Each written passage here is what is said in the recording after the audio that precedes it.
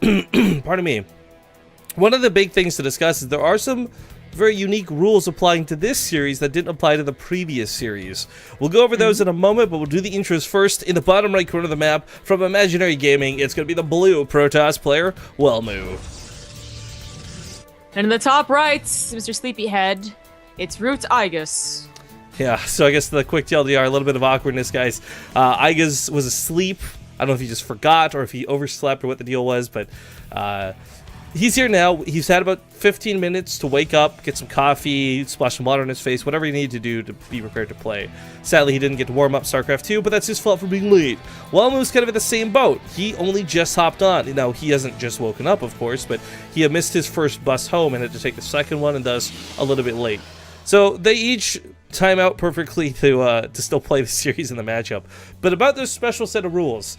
So we do coin flips and we do things like map vetoes in very specific ways, but since these are players playing from one, Europe, and Iaguz living in the root house, North America, it's kind of hard to figure out which server is the most fair to play on. You can't make them all play on Europe, for example, as unfair to Iaguz, or vice versa. So we have the choice of what we typically do is North America to Europe, North America to Europe, and we keep swapping back and forth, and that's what happened with Snoot and Moose skills. Iaguz, however, selected the choice to go for loser's pick this time. Now, this can be really beneficial for somebody who's perhaps not confident in the matchup. If he's expecting to lose to Welmu a bunch, maybe he wants that home field server advantage, so he's got a better chance for a comeback later on. Or maybe he feels so confident he's going to keep Welmu on the European server. I don't know which. We're on the NA server right now. Yep. Because Iaguz won the coin flip, then that kind of makes sense. And then Welmu didn't have any objections, so hopefully the lag isn't too bad. We have a 1 rack expand. No, it was 14cc? Oh, it was 14cc, yeah. So a pretty quick CC here, but it is a 4-player map. And it makes sense. You're probably going to get away with this. Basically, like, they would be either cheesing, which, you know, you don't really 2-get on this map, or they'd be really chrono boosting out a very fast Zealot and Stalker and Mothership, and that's not what Welmu's doing. I feel like, generally speaking, it's really hard to play this greedy versus most Protoss players. So I'm not sure if Iaguz is doing this just because this is his comfort in the matchup. Like, you know, maybe he's someone who always plays greedy PvT. He's straight up Marine King styles. I don't know. Or maybe it's that he likes to do more old school builds that are more Marine focused and bio pushy than Widowmine drops. But it's kind of cool to see him go this route. I'm more surprised that Welmu went as greedy as he did. He went for a Nexus first, I think. Either that or Gateway, Nexus, Cybernetics Core. Point is, though, is that you usually want to, you know, Gateway, Cybernetics Core, then Nexus to get the Stalker. Well, first the Mothership and then the Stalker out, so you don't have to worry about Reaper damage. Because one Reaper, when you have absolutely nothing, and it doesn't really count because they're easy enough to avoid, you're going to lose a lot of probes. You're going to lose a lot of mining time. And most Protoss aren't willing to even, like, risk that, even on the best of maps for a fast expansion. Yeah, it definitely feels like they're both trying to capitalize on the fact that the first map is a 4-player map. You know, banking on the fact that that Reaper won't find you right away.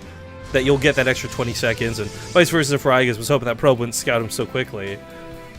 Yeah. The nice thing to having the 3 racks follow up to this, though, is while you do lack gas for a long time, you will have enough Marines to deal with Oracles.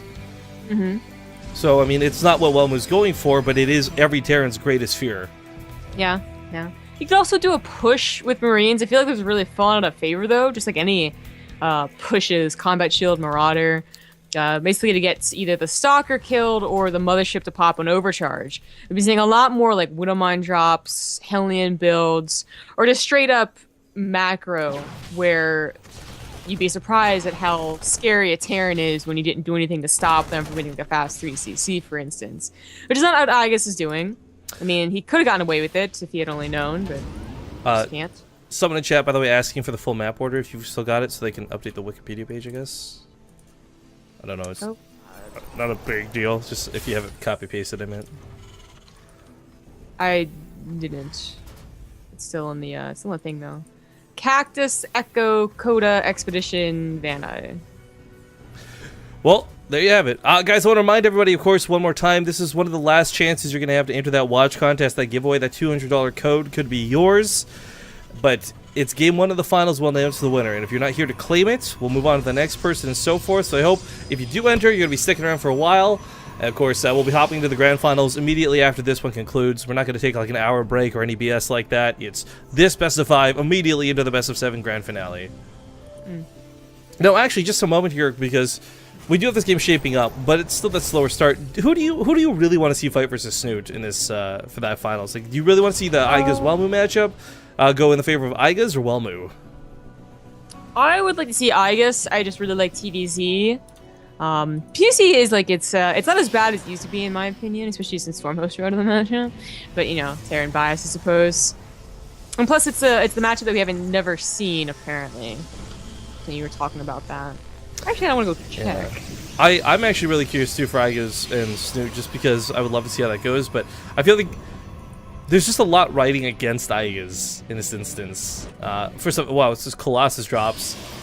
I just realized it didn't click with me. This is Gravitic Drive that's researching right now. So Warp Prism with speed and Colossus is going to be very annoying to deal with. This is something that we saw very exclusively out of players like Puck. Not a lot of others would even go for this. And the Colossus itself, even without upgrades, can deal tons of damage to the Marines. And that's what Iaguz has, just lots of Marines.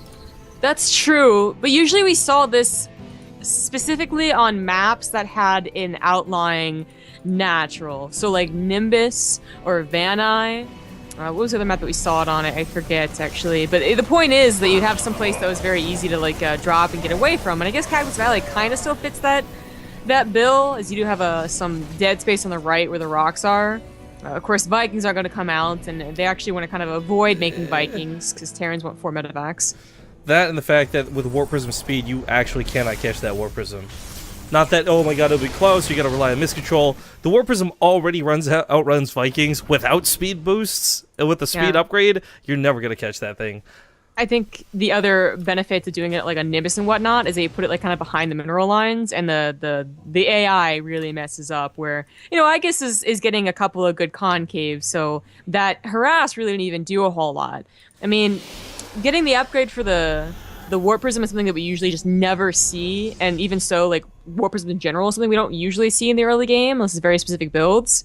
So it is a dedicated, you know, choice, but I don't know if, like, not doing enough damage would, like, really hurt him so much that I guess is like, yeah, I held that off, I'm in a great position now.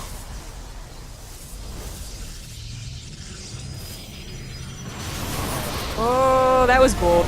Sentries were in position. Welmu was obviously controlling his army. He was moving it back and forth. Trying to get the Colossus was dangerous.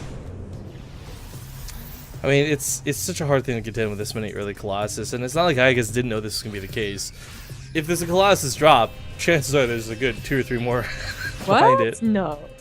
So that's what I think about the Warp Prism. You know, again, without the speed, it does like the same damage probably, but with the speed, it's definitely going to be able to get in and get out and really harass. But Welmu's looking to do a 2 gateway all-in.